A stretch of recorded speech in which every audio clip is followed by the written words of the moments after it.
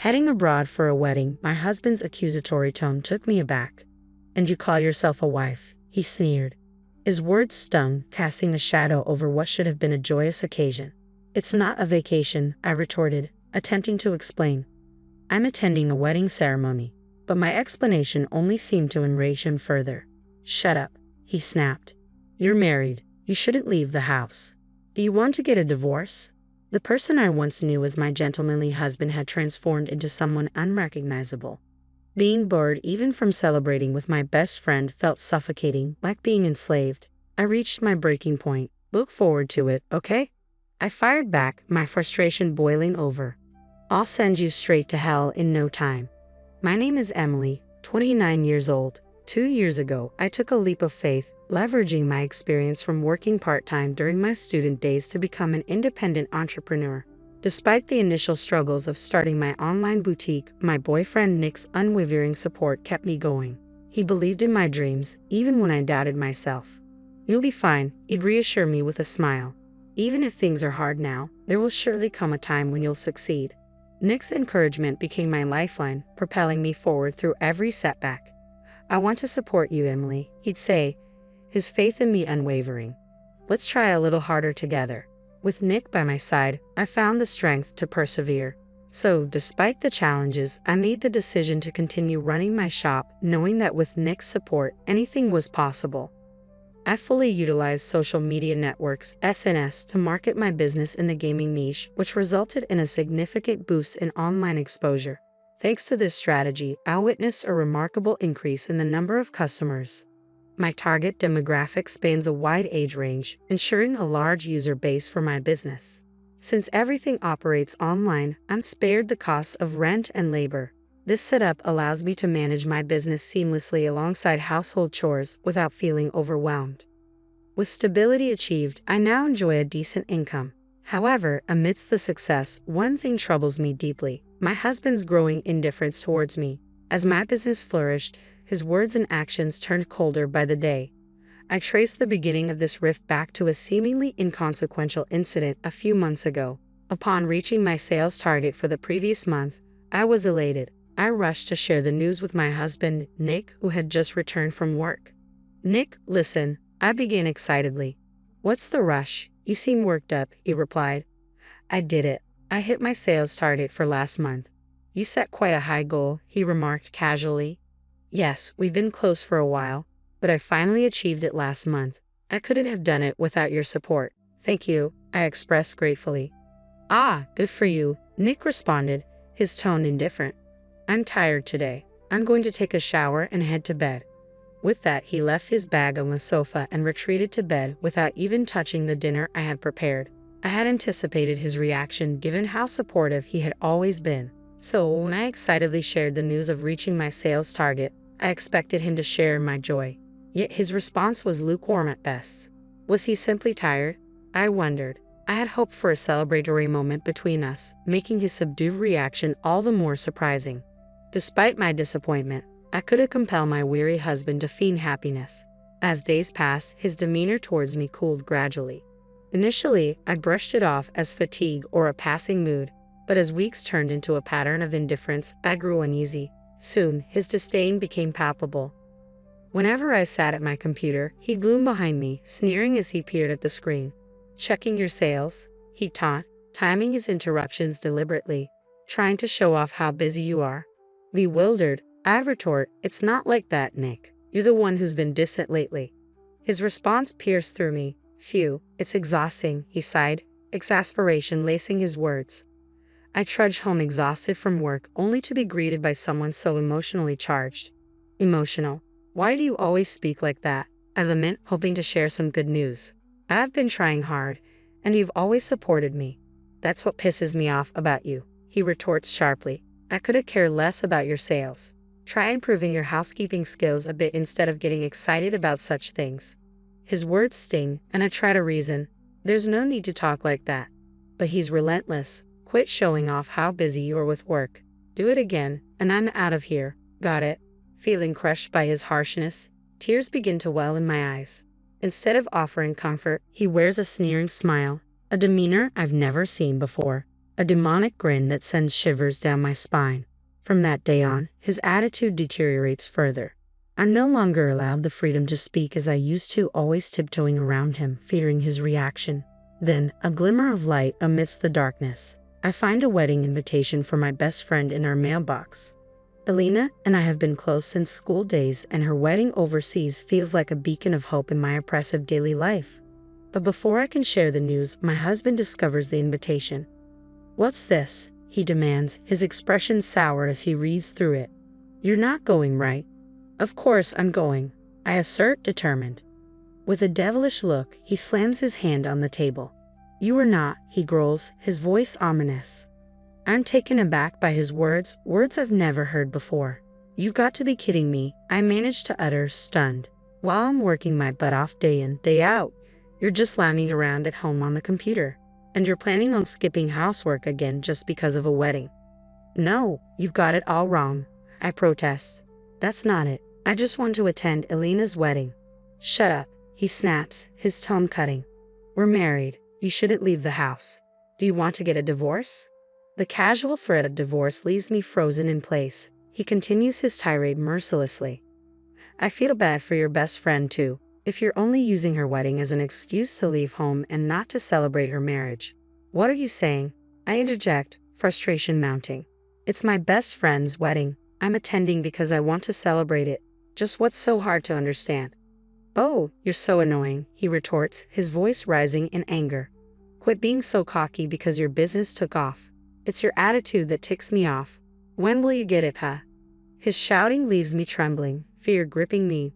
My legs give way beneath me, and I find myself nearly nose to nose with him. Seemingly amused by my reaction, he continues, "Look, you should be grateful. I married a woman like you. You were lucky your business took off, and it was only because of my support. Now, shut up and just do as I say." With a swift motion, he shoves the wedding invitation into the trash can. In that moment, my blood rushes back into my body, but it's not relief I feel. It's fury. He hadn't just discarded my dear friend's invitation, he had insulted my feelings. I was seething with bitterness. I bit down hard on my lip, realizing the resentment building inside me was unforgivable. Who did he think he was? Just because he despised me didn't grant him the right to control me. I was not his slave. Being his wife did not make me his possession. If my days were to continue like this, I decided I might as well be the one to disrupt it all. I didn't care anymore. I was attending Alina's wedding, no matter what. Without resistance, I quietly bided my time until the day of departure, meticulously planning my overseas trip to avoid detection. On the morning of the flight, my silent compliance seemed to have paid off. He was too preoccupied with his usual nagging at the front door to notice. "Don't skip your chores today. Make sure dinner is ready.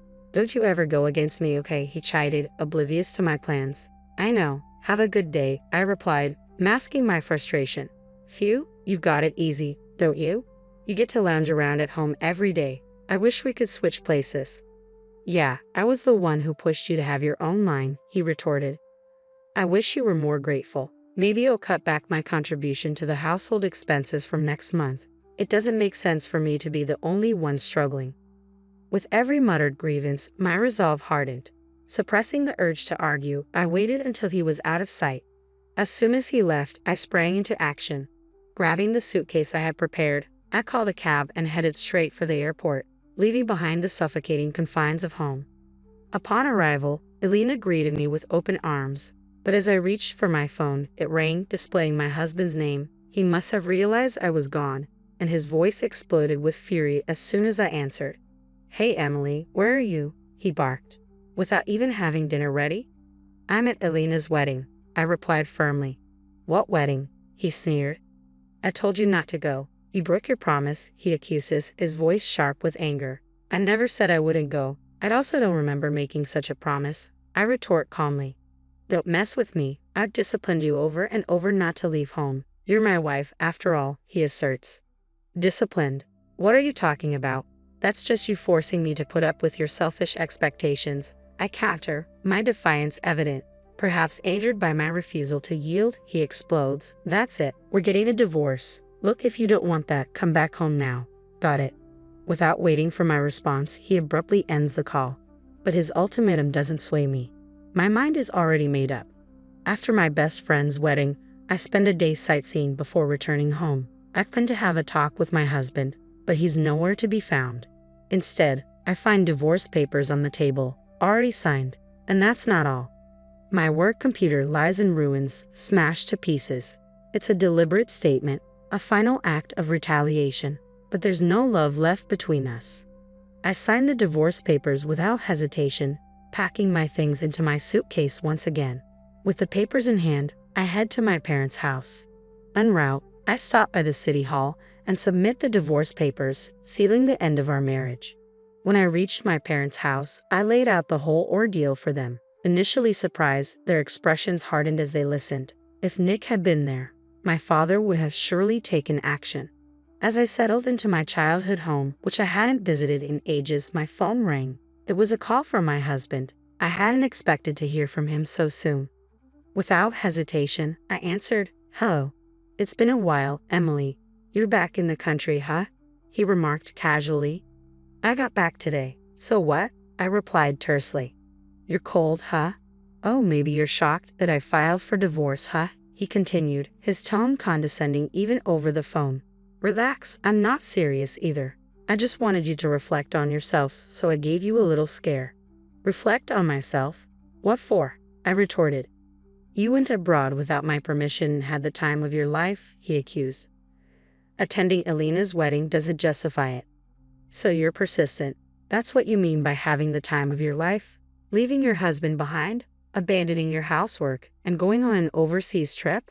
You're disqualified as a wife, you little chicken," he taunted. "Enough already. Who do you think you are? Just because we're married, just because you're my husband, you think you have the right to control everything." I shot back, my frustration boiling over. "I've had enough, Emily." "Enough is enough," he'd exploded, his frustration palpable. "In the end, you just can't stand that I'm successful at work, right? You don't like having a wife who earns more than you. You're such a deadbeat. It's pathetic to be jealous of your own wife. If it bothers you so much, go ahead and make more than I do." "Emily, did you just say that?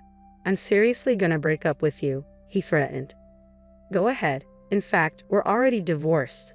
I fired back, my voice unwavering. "What? I filed for divorce. There's no way I can continue being married to a piece of trash like you. Just so you know, if you think you can break me with such threats, you've got it wrong. I'm not gonna let you manipulate me. Don't ever show me that disgusting face of yours again, you jerk." He fell silent, evidently shocked by my harsh words. I seized the opportunity to end the call with a firm goodbye before hanging up. Afterwards, I hired a lawyer and billed him for the desktop he destroyed. Moreover, the text and voicemail messages came in handy. His attempts to control my actions and his constant verbal abuse were proven, allowing me to collect damages. As a result, his savings dwindled, and he was left in debt. His parents refused to help him, saying it was his own doing, and he ended up having to borrow money from loan sharks. Now, he's stuck in a vicious cycle of borrowing to pay off debt, wandering in his own hell. He was never a high flyer, and I heard that he made mistake after mistake at work, eventually being sidelined. On the other hand, I've been living at my parents' home since the divorce.